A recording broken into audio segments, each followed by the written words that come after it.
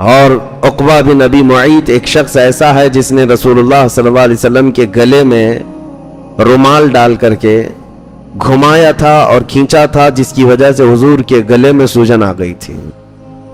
یہ سب قربانیاں ہی تو ہیں۔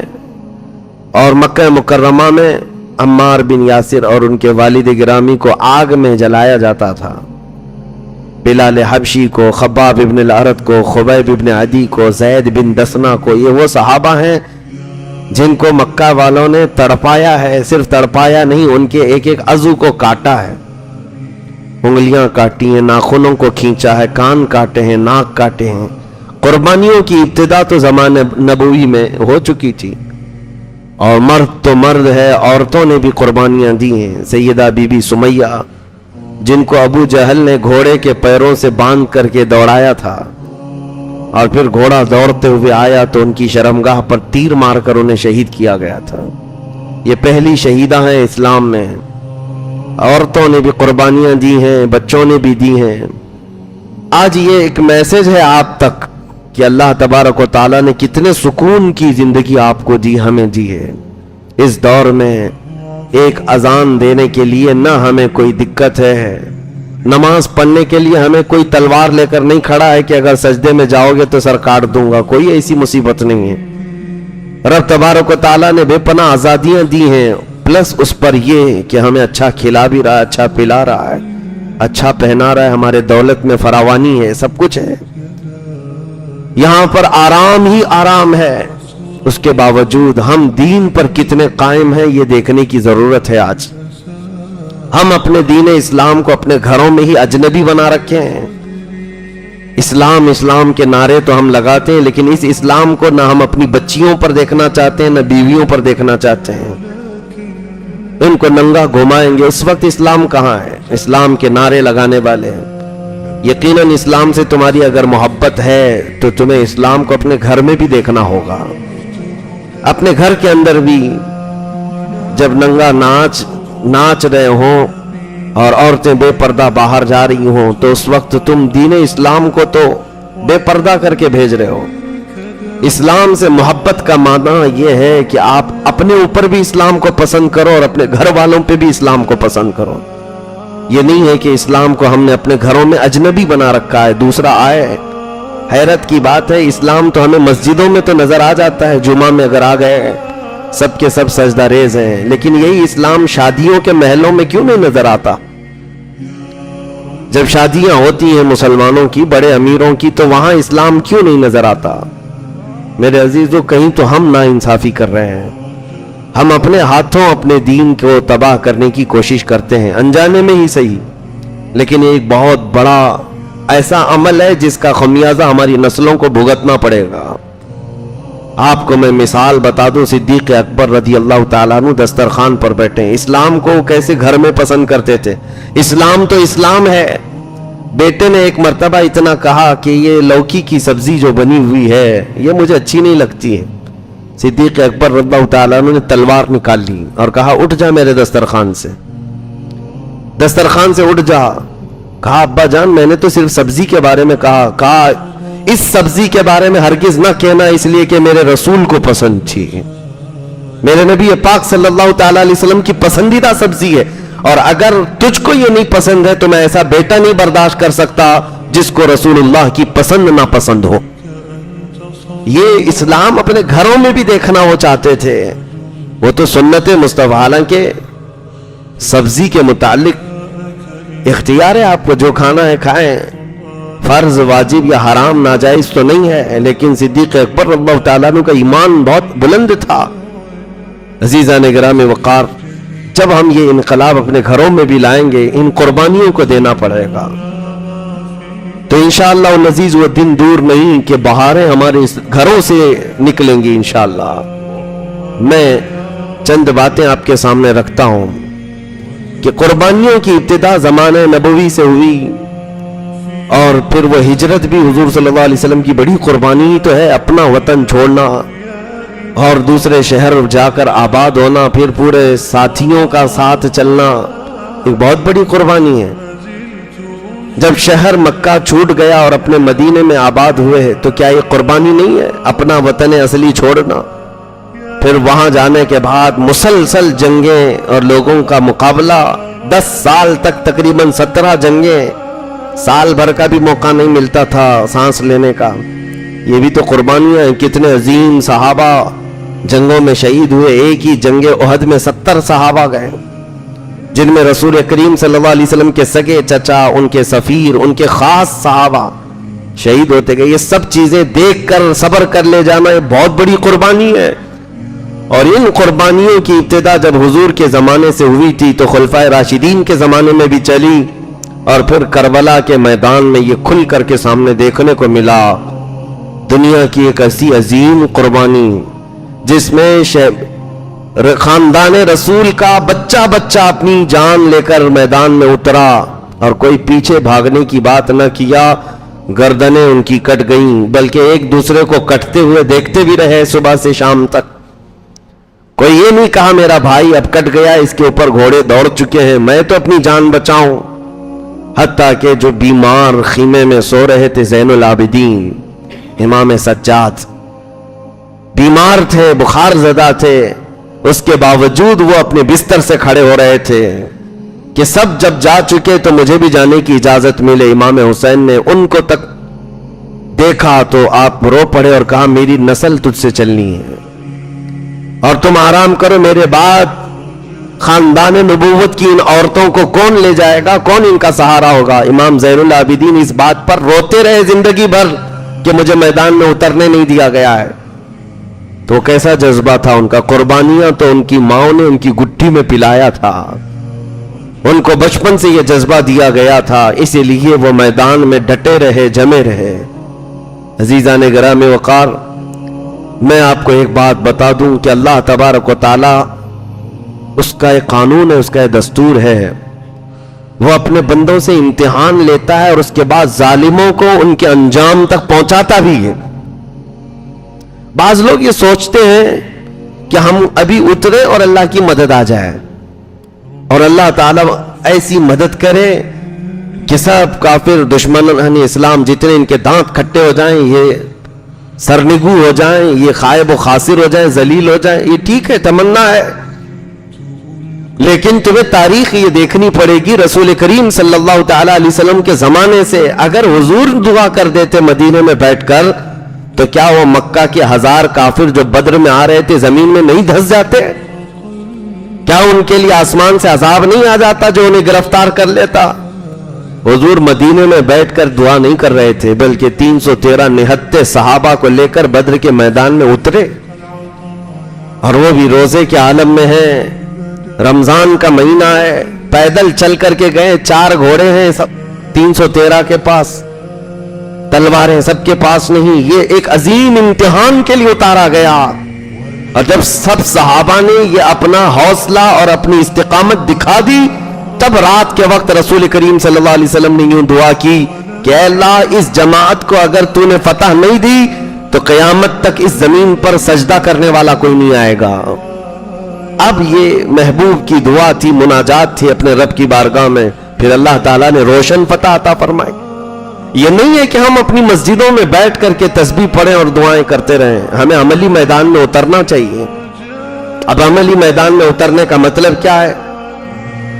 ہر کوئی فوراً اپنا ذہن یہاں دوڑاتا ہے کہ ہم تلوار لے کر کے، بندوق لے کر کے، چاقو لے کر کے میدان میں اتر جائیں اور لوگوں کو ڈرائیں. نہیں، دیکھیں ایک بات یاد رکھیں، مقابلہ کرنے کی سمتیں الگ ہیں، تقاضے الگ ہیں. ہر زمانے میں، ہر طرح سے، ہر علاقے میں الگ الگ انداز سے حق و باطل کی جنگیں ہوئی ہیں. یہ ضروری نہیں ہے کہ ہر حق و باطل کی جنگ میں تلوار ہی اٹھائی جائے، ضروری نہیں ہوتا.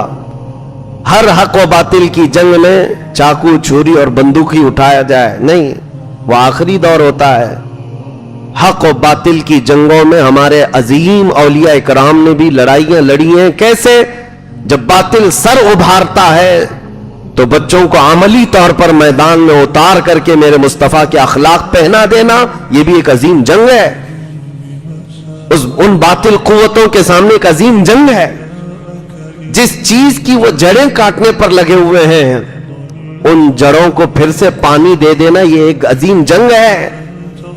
आज तुम्हारी तारीख की जड़ें काटना चाहते हैं, नबी करीम सल्लल्लाहु तआला अलैहि वसल्लम की मोहब्बत पर एक मैली चादर डालना चाहते हैं। ये सारे कुफ्फार और मुशरिकीन मिलकर के पूरी दुनिया में प्लानिंग नहीं कर रहे हैं हुजूर की गुस्ताखियां, इस्लाम की गुस्ताखियां रब्बुल आलमीन की बारगाह में। आप कभी महसूस करते हैं एक्स मुस्लिम नाम से तो बहुत सारे लोगों को ला करके हॉट सीट पर बिठाया जाता है। एक्स हिंदू देखा, एक्स क्रिश्चियन देखा कि जो क्रिश्चियनिटी छोड़ करके आया हो या हिंदुइज्म को छोड़ करके आया हो, उसको भी लाकर हॉट सीट पर बिठाकर उससे डिबेट किया जाता नहीं। एक्स मुस्लिम, ये बाज़ाब्ता प्री प्लान होते हैं, ये पूरे पैदा किए हुए कुत्ते होते हैं जिनको पाल करके लाया जाता है। मैं सिर्फ आपको एक मिसाल दे रहा हूं, पूरी दुनिया जब निशाने पर रख चुकी है तारीख इस्लाम को, कुरान को, रसूल करीम सल्लल्लाहु अलैहि वसल्लम की जात को, इन हालात में अब तुम खुद हालत जंग में हो। अगर आपको ऐसा लगता है कि जब जंग का मैदान होगा तब हम भी उतरेंगे, ये सोचना बंद करो जंग का मैदान होगा तब उतरेंगे नहीं, बल्कि फिलहाल आप जंग के मैदान में हैं ऑलरेडी। हम रोजाना देख रहे हैं ये सारे हालात, हम हालत जंग में, हालत अमन में नहीं है। और जब बंदा हालत जंग में होता है तो उसे सोना और उसे खेलना, उसे अय्याशी करना जेब नहीं देता। मुझे एक बात बताओ, जब तुम्हारे घर के सामने तुम्हारे बाप का या भाई का या माँ का जनाजा रखा हुआ हो और तुम घर में अंदर टीवी चालू करके और गेम खेलते हुए बैठे हो, क्या ये दुनियावी अखलाक के एतबार से कोई आपकी तारीफ कर सकता है? बल्कि तुम्हारा ज़मीर खुद तुम्हें इस बात की इजाजत नहीं देगा। मेरे घर के दरवाजे पर मेरे घर का जनाजा रखा है और इस वक्त, अरे हाल तो ये होता है लोग चूल्हा बंद कर देते, खाना नहीं पकता घरों में। तो जब उम्मत मुस्तफा पर ऐसे सख्त हालात आए हैं तो जवानों से मैं यही कहता हूं, कुछ वक्त तो निकालो कुरान पाक के लिए, कुछ वक्त तो निकालो रसूल मोहतरम सल्लल्लाहु तआला अलैहि वसल्लम की शरीयत ताहिरा के लिए। आज अगर तुम नहीं उठे और तुमने अपने अमली मैदान में कोशिशें नहीं की तो फिर बात यही है कि उम्मत इस वक्त इन हालात से गुजर रही थी कि रोजाना मुल्क शाम, फिलिस्तीन, यमन, इराक, हर जगह से बच्चों की चीखें आती रहीं और हम तो मौज मस्ती में रहे। आप लोगों का एक सवाल हो सकता है, हमें क्या करना चाहिए? मेरे अजीजों, दिल को नरम कर देना ये भी बहुत बड़ा कमाल है। अपने दिल को नरम कर लो। बस यहां बैठे हो, तुम जा नहीं सकते उतने बड़ी दूर और वहां जाकर के मुकाबला नहीं कर सकते, ये हमें भी तस्लीम है, हमें भी पता है। लेकिन हमारा तकाजा सिर्फ इतना है, यहां बैठे हुए दिल सख्त तो ना करो। दिल में अगर तुम्हारे नरमी आ गई, यही अल्लाह रब्बुल इज्जत की बारगाह में कबूलियत की अलामत है। दिलों को नरम कर लेना और अल्लाह ताला की तरफ दौड़ने की ख्वाहिश पैदा कर लेना, बस इतनी सी बात है। मैं उस आयत करीमा को मुकम्मल कर दूं। अल्लाह ने फरमाया कि जालिम अनकरीब जान लेंगे कि किस पलटी पर वो मुंह खाकर गिरेंगे। अल्लाह ताला जालिमों को उनके अंजाम तक पहुंचाएगा। तारीख में ये बात मौजूद है, जुल्म एक हद तक जाता है, उसके बाद फिर करवट लेता है। अल हक़ यअलु वला युअला अलैह, हक गालिब होकर रहेगा, उस पर अल्लाह किसी और को गालिब नहीं करेगा। हाँ, चंद दिनों के लिए चांद पर भी गहन लग जाता है, लेकिन इसका मतलब नहीं कि चांद काला हो गया। जब गहन हटता है तो फिर चांद अपने शबाब के साथ चमकता भी है। अगर खानदान नबुव्वत पर करबला जैसा वाकया पेश आया है तो इसका मतलब यह नहीं है कि नबी का खानदान मिट गया। दुनिया आज भी जानती है, पूरी दुनिया के चप्पे चप्पे में मेरे मुस्तफा का खानदान आबाद है। सादात की खुशबू हर जगह मौजूद है, लेकिन तख्त पर बैठे हुए शाही हुक्मरानों के खानदान कहां चले गए? यजीद के बच्चे कहां हैं? यजीद का खानदान कहां है? कोई नहीं बता पाता। इसलिए याद रखो, रब तबारक व तआला कुरान में फरमाता है कि जालिम अनकरीब ये जान लेंगे कि वो किस पलटी पर गिराए जाएंगे।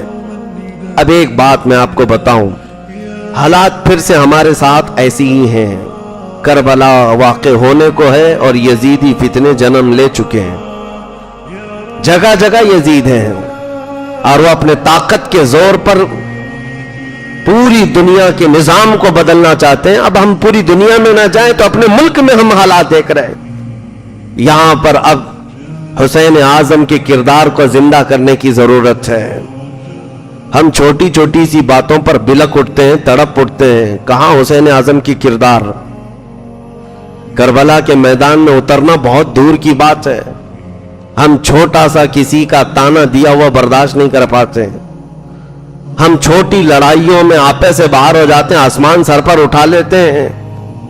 امام حسین سید الشہداء کی بات میں بتاتا ہوں. سیدنا غوث گوالیاری رحمت اللہ علیہ ایک بڑے بزرگ گزرے ہیں, اللہ کے ولی ہیں, بڑے صبر والے تھے.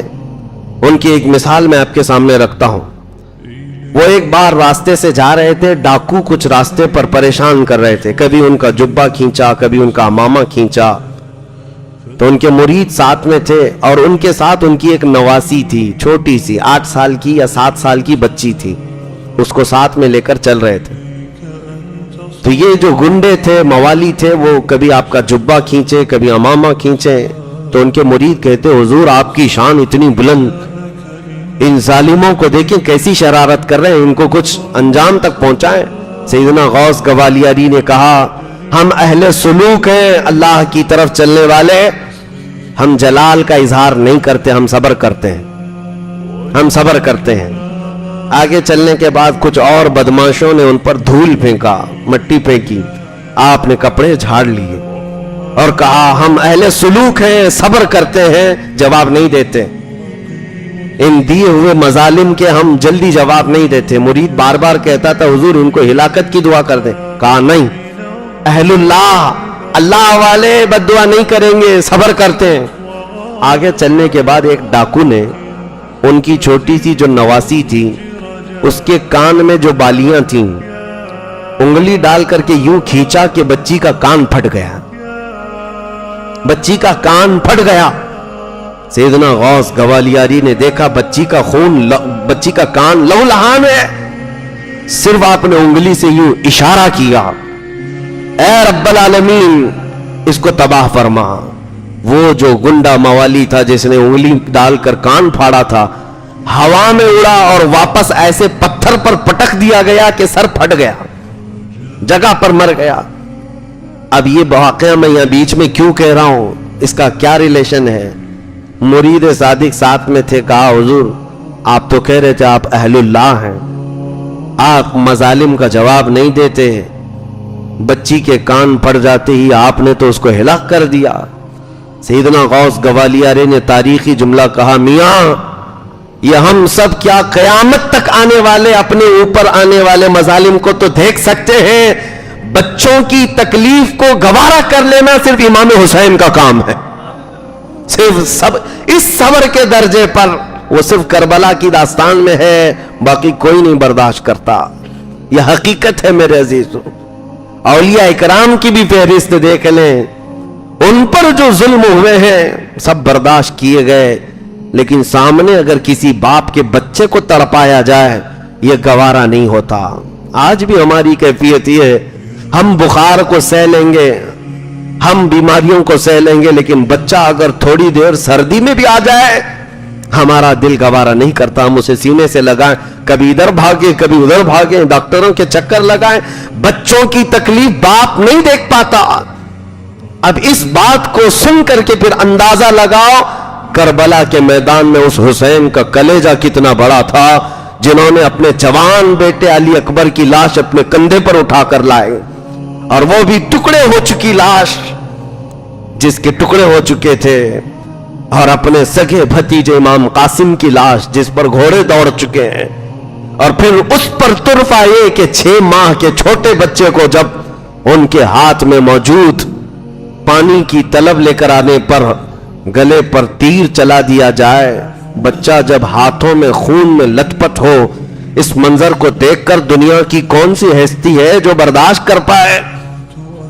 اپنے سگے بھائی کو کٹتے ہوئے ہاتھ دیکھا, عباس علمبردار کو, اور اس کے بعد ان کے سینے پر نیزہ مار کر جب یزیدیوں نے شہید کیا, تب تک میں نے دیکھا ہے تاریخ میں امام حسین نے صرف اتنی بات کہی, جن کی عمر 60 سال کے قریب ہو چکی ہے, 60 سال کی عمر کے قریب رب العالمین کی بارگاہ میں صرف اتنا کہا الآن انکسر ظہری، اے اللہ میری ریڑھ کی ہڈی ٹوٹ گئی، تیرے علاوہ کس سے شکایت کروں، تیرے علاوہ کس سے میں شکایت کروں۔ عزیزان گرامی وقار، اس پورے میدان کربلا میں ایک اہم میسج یہی ہے کہ ہم اپنی چھوٹی چیزوں کو جب برداشت نہیں کر پاتے تو بڑی چیزوں کا مقابلہ کیا کر سکیں گے۔ برداشت کی طاقت بھی بڑھانا بہت ضروری ہے۔ اولیاء اکرام کی سیرت میں اگر دیکھیں گے آپ، تصوف میں ایک باب ہے، وہ خلافت اس وقت تک دیتے نہیں تھے جب تک مرید کو پیاس برداشت کرنے کی طاقت نہ آ جائے، بھوک برداشت کرنے کی طاقت نہ آ جائے، اور لوگوں کے مظالم سہنے کی طاقت نہ آ جائے، تب تک ماررہ متحرہ میں تو باضابطہ اس پر تربیت دی جاتی تھی۔ خاص طور پر مچھلی کھلا کر رات میں یوں ہی دروازہ بند کر کے سلا دیا جاتا، صبح تک وہ بندہ تڑپتا رہتا، پانی نہیں دیتے، اور اگر کوئی بہت زیادہ اتاولا ہو جاتا کہ پانی نہیں تو اس کو بھیج دیا جاتا، جا تو یہاں کی خلافت لینے کا اہل نہیں ہے۔ برداشت کی طاقت پیدا کرنا مسلمان کے لیے بہت ضروری ہے، اور یہی کربلا کے میدان میں ہمیں ایک بہت بڑا عظیم پیغام ملا ہے۔ مرد تو مرد ہے۔ ایک دانشور نے بہت اچھی بات لکھی ہے، کربلا میں موتیں تو ہوئیں، حسین اعظم کی موت، شہادت، علی اکبر کی شہادت، امام قاسم کی شہادت، سب کی ایک بار ہوئی، لیکن اس میدان میں سب سے بڑا جگر رکھنے والی کوئی شخصیت ہے تو سیدہ زینب ہے، جو پورے میدان کو دیکھتی بھی رہی۔ ان کے بچے بھی سامنے شہید ہوئے، بھائی شہید ہوا ہے، بھتیجے بھانجے سب شہید ہوئے، اور اس کے بعد جو حالات ہوتے ہیں، سب کی موت کے بعد جب ان کو بندی بنا کر، قیدی بنا کر دمشق تک لے جایا جا رہا، اور زنجیر باندھ کر کے، رسول اللہ کی وہ شہزادی نے کتنا سہا ہوگا۔ یزید کے دربار میں پہنچنے کے بعد انہوں نے اپنے اندر جتنا تھا سب نکال دیا۔ آج 1400 سال ہو گئے سیدہ زینب کا دیا ہوا خطبہ جو دمشق کی جامع مسجد میں یا یزید کے دربار میں آج تک حرف بحرف سلامت ہے۔ لوگ آج اس کو پڑھتے ہیں تو رو پڑتے ہیں۔ سیدہ زینب نے جو خطبہ دیا تھا، ایک ہی جملہ اگر میں بتاؤں میرے عزیزو، سیدہ زینب نے کہا تھا، دنیا کی ہر ماں اپنے بیٹے پر روتی ہے اگر بیٹا انتقال ہو جائے، ہر بہن اپنے بھائی کی موت پر روتی ہے، ہر پھوپھی اپنے بھتیجے کی موت پر روتی ہے، لیکن زینب کے لیے یہ تلاش کرنا ہی مشکل ہے وہ روئے تو کس پر روئے، بھائی پر کہ بیٹے پر کہ بھتیجے پر کہ بھانجے پر، سب کی لاشیں ایک ساتھ ہیں۔ عزیزان گرامی وقار، کربلا کے اس میدان میں بہت عظیم پیغامات دنیا کو ملے ہیں، آپ سن ہی رہے ہیں اور ہر سال سنتے رہتے ہیں۔ اس کا خلاصہ صرف اتنا ہی ہے کہ اپنے دلوں کو جوان رکھو، بیدار رکھو، سہنے کی طاقت بھی، اور اس کے علاوہ ایک بات اور کہ ظلم زیادہ دیر تک نہیں چل سکتا، اللہ تعالیٰ کی مدد آ ہی جاتی ہے۔ آپ کو یہ نہیں کہا گیا کہ ظلم سہتے ہوئے تم خاموش رہ جاؤ، نہیں، مار برداشت کی جا سکتی ہے، پھانسی برداشت کی جا سکتی ہے، لیکن زبانی خاموش نہیں رہا جا سکتا، حق بات موت تک کہی جانی چاہیے۔ یہ پیغام ہے، اس کا کوئی الٹا میسج یہ نہ لے لے۔ سہنے کی طاقت کا مطلب یہ نہیں ہے کہ خاموشی سے سہتا رہے، بلکہ اس پر تو ظالموں کو خوشی ہے کہ ہم نے مارا، دیکھو چپ ہو گیا، نہیں، سہنے کی طاقت کا مطلب یہ ہے کہ تم ظلم تو سہ لو، شکایت اس سے نہیں، بلکہ جس بات پر تمہیں ظلم دیا جا رہا ہے وہ اسلام کی حقانیت پر 1000 کوڑے لگ جائیں، لیکن تمہیں اس بات پر قائم رہنا ضروری ہے۔ آج جیسے موب لنچنگ کے حالات آ گئے، نوجوانوں کو باندھ کر کے مار کر کے ان سے کہا گیا کہ ان کا نام لو، ان کا نام لو، یہ حالات سے ظلم تو ہو ہی گیا، ان بچوں نے سہ لیا، مرنا تو ویسے بھی تھا، لیکن کسی اور کا نام لے کر کے کیوں اللہ اکبر کہہ کر جائے تو اس پر عظیم شہادت کا ثواب بھی ہے، بلکہ ان شہیدوں کو مولا حسین کی پڑوسی ہونے کا شرف حاصل ہوگا۔ ان حالات کے تقاضوں کے اعتبار سے میں صرف آپ کو یہی کہنا چاہوں گا کہ اپنے گھروں میں دین اسلام کو پسند کرو۔ امام حسین کی آخری وصیت جو اپنی بیٹی کے لیے تھی، وہ ہر باپ اپنی بیٹی کو آج وصیت کر کے جائے ہر باپ اپنی بیٹی کو وصیت کر کے جائے. سیدہ سکینہ جو 9 سال کی تھی اور امام حسین جب کربلا کے میدان میں آخری مرتبہ جا رہے تھے تو اپنی بیٹی کو یہ کہا تھا کہ بیٹی جو کچھ بھی ہو جائے، حالات جتنے بھی بدل جائیں، تم رسول اللہ کے خاندان سے ہو، اپنے پردے کی حفاظت کرنا، اپنے حجاب کی حفاظت کرنا. یہی بات تو ہے دمشق کے بازار میں جب امام حسین کا سر لے کر جا رہے تھے نا، سب بھیڑ لگی تھی لوگوں کی دیکھنے کی. حضرت سکینہ اور دوسری عورتیں بھی پیچھے تھیں. ایک صحابی رسول اس زمانے میں 80 سال کے ہو چکے تھے، وہ آئے، انہوں نے یہ لٹا ہوا قافلہ دیکھا تو رو پڑے اور قریب آئے. سیدہ بی بی سکینہ چھوٹی سی تھی، کہا بیٹی تم کس کی بیٹی ہو؟ لڑکی نے کہا یہ جو سر جھا رہا ہے میں اسی کی بیٹی ہوں. وہ صحابی پھوٹ پھوٹ کر روئے. کہا اے بچی، میں برسوں سے ملک شام میں ہوں، میں رسول اللہ کا صحابی ہوں، اس گردن کو چومتے ہوئے دیکھا ہے میں نے رسول اللہ کو، جس کو آج ان کی امت نیزے پر لے جا رہی ہے. اے میری بچی، کوئی حاجت ہو تو بتاؤ، میں یہیں کا رہنے والا ہوں. اس بچی نے 9 سال کی عمر میں، جبکہ قافلہ لٹا ہوا جا رہا ہے، کہا کہ پہلی بات تو اس دیار غریب میں ہم سے کوئی پوچھنے والا تو آیا، اور اگر آپ پوچھتے ہیں ہماری کوئی حاجت ہے، یہ بھوکا قافلہ تھا، یہ پیاسا قافلہ تھا. تڑپ کر کہتی کہ کھانا پانی تو لے آؤ. کمال ہے. سیدہ سکینہ نے کہا بابا جان، آپ اگر ہماری حاجت پوچھنے آئیں تو صرف اتنا کر دیں کہ یہ جو سر لے کر کے جا رہے ہیں ان کو تھوڑا آگے بڑھا دیں، ہمارے قافلے سے آگے بڑھا دیں. کہا بچی ایسا کیوں کہہ رہی ہو؟ کہا اس لیے کہ سر حسین کو دیکھنے کے لیے بہت سارے لوگوں کی بھیڑ آ رہی ہے اور سر دیکھنے کے چکر میں ہمارے پردے کی حفاظت نہیں ہو رہی. بابا کا سر آگے لے جاؤ. یہ ہے پیغام حسین، اپنے گھر میں اسلام کو پسند کرنا. اور ان کی شہزادیوں نے دنیا کو دکھایا ہے. باپ کا سر لے جانے کے وقت بھی اگر انہوں نے کسی چیز کا خیال کیا ہے تو رسول اللہ کی شریعت کا خیال کیا ہے. یہاں ہمارے گھر میں نارمل بھی کسی کی موت ہو جائے تو عورتیں تو بے پردہ باہر نکل آئیں گے، نہ ان کے سروں کے دوپٹوں کا خیال ہے. یہ ماتھا پیٹنا، سینٹنا پیٹنا، ان کو تو کوئی ہوش و حواس نہیں رہتا. چاہے جیسی حالات آ جائیں، پیغام حسین یہی ہے. آخری کربلا کے میدان کا میسج اپنی بیٹی کے لیے یہی تھا کہ بیٹی حالات جتنے بھی بدل جائیں، تم اپنے پردے کی حفاظت رکھنا، اپنے حجاب کی حفاظت کرنا. کیوں پیغام نہ دیتے حسین؟ اس لیے کہ اس گود میں پلا ہوا حسین ہے جو فاطمہ کا لاڈلا، جس کو کسی آنچل نے، جس کے آنچل نے آج تک نہ دیکھا مہر و ماہ نے. اعلیٰ حضرت نے فرمایا چاند و سورج نے جس کے آنچل کو نہ دیکھا ہو، اس ردائے عفت پہ لاکھوں سلام. سیدہ طیبہ ظاہرہ، اس جان احمد کی راحت پہ لاکھوں سلام. اس حسین اعظم کا پیغام کیوں نہیں ہوتا؟ ماں کو دیکھا تھا، ماں کی وصیت کو بھی سنا تھا کہ رات کے وقت جنازہ لے جائے، کوئی جنازے کو بھی دیکھنے نہ پائے.